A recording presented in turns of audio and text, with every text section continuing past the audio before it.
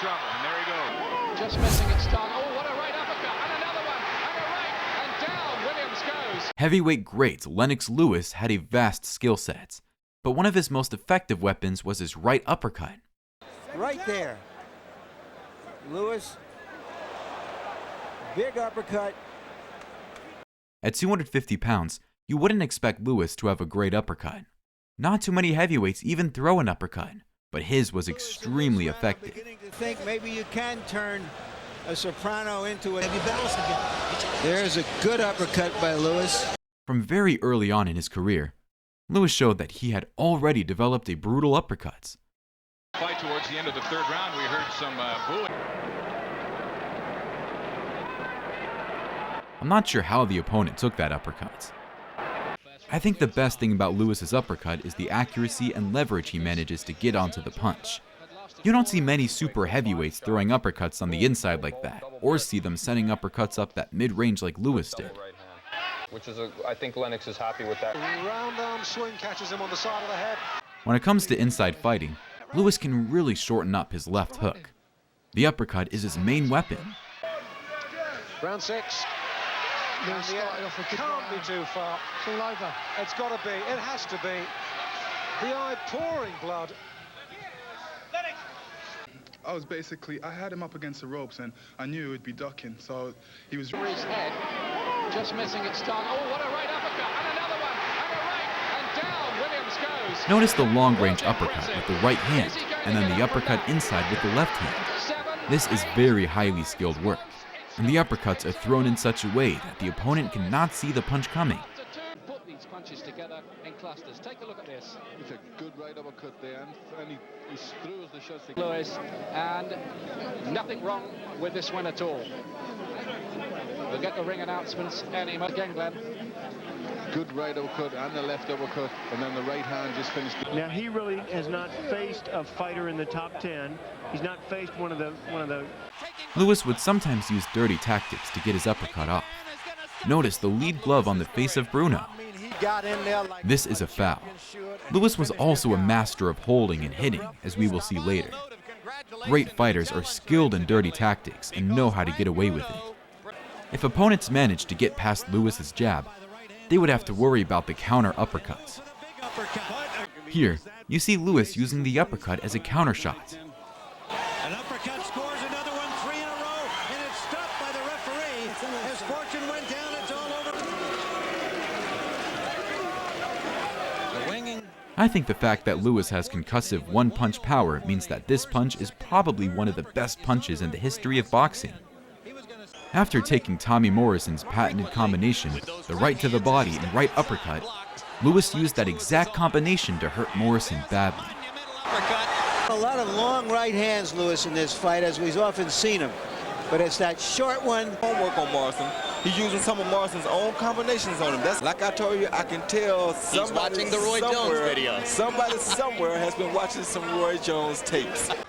I think the uppercut was a crucial punch against smaller opponents. Ray Mercer was able to jab with Lewis and get on the inside.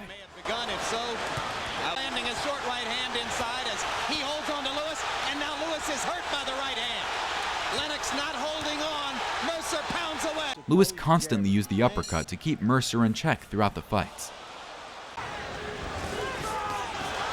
Another terrific combination at close range by Lewis. Lewis, in this round, I'm beginning to think maybe you can turn a soprano into a tenor. Good footwork, good combinations. At the end of the round, when Lewis may have won the round with this exchange in the last 15 seconds. Straight right. Split decision, Lennox Lewis. Can't see Lewis's right hand over the top. Working at close quarters. Some of the uppercuts Zeljko Magrovich took were brutal. He retired after the fight, and I think it's pretty understandable when you see the impact of these uppercuts on his skull.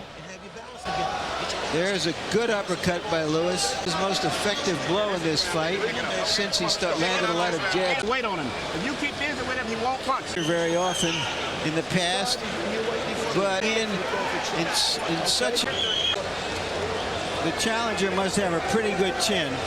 For a 215-pound guy against big heavyweights to take this kind of stuff. Too short and quick. Just dig down. You just can't hold back. Each fighter was trying for a knockout tonight. Neither one tried.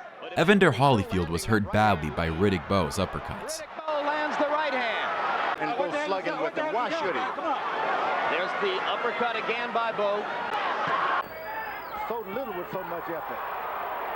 Holyfield leaping in and taking a right to the body, and an uppercut, and a right hand over the top. All this time, he can't understand someone being so dirty.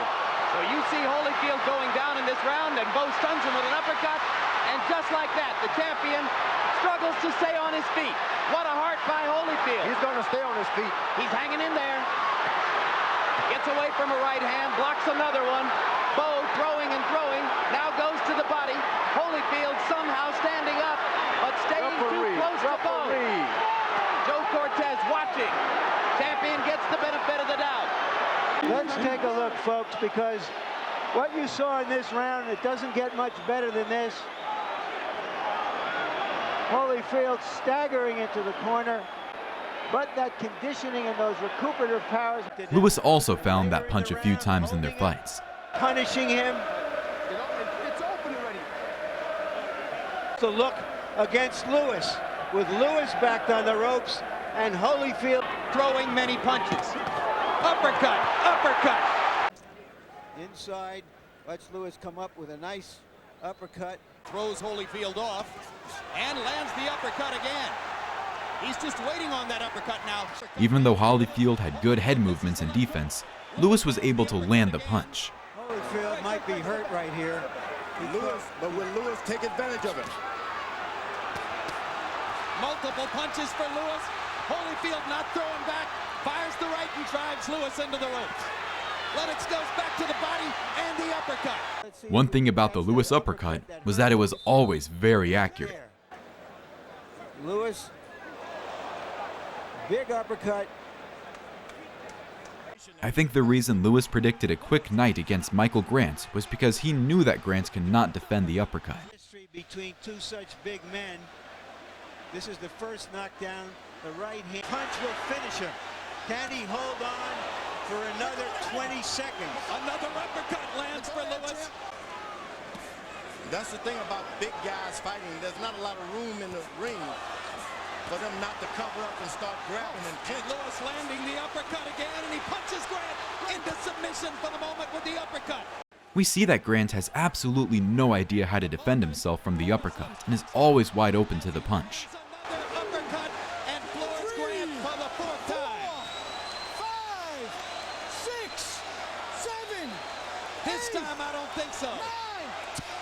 That's it, my man. That finally got him here. Well, this is one of those games where 4 minutes of action can be better than... The story of this fight is that Grant can't avoid one of the best punches in boxing history. Lands that uppercut. Absolutely right. Got away with holding the head while he landed the uppercut. Grant should not have been down there. Ooh, that hurts. So I think I made my point in this video. The secret weapon of Lennox Lewis was his monster uppercut, and it was one of the best punches in boxing history.